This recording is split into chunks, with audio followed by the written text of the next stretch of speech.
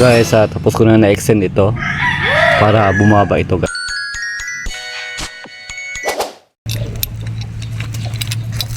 So guys, meron po tayong bracket.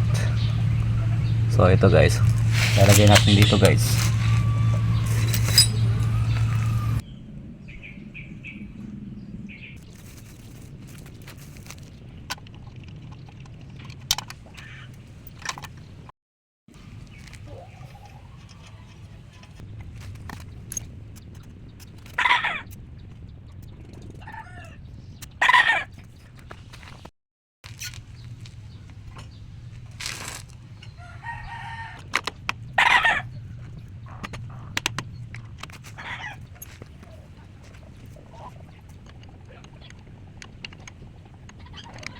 Nay, sikat ka way.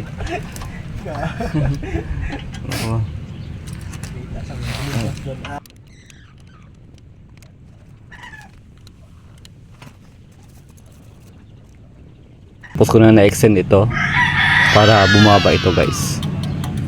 Yung fender natin guys para bumaba. Ito guys.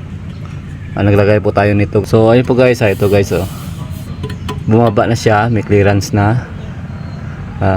Mga 1 inch na yung clearance niya. Tapos ay naglagay po tayo nito guys para bumaba yung fender natin guys. So ito guys oh.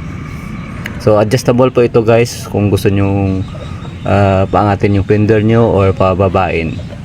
So ito guys oh. So ilalagay ko lang guys yung link sa comment section. So para maganda tingnan guys. So ayun po guys, maraming salamat.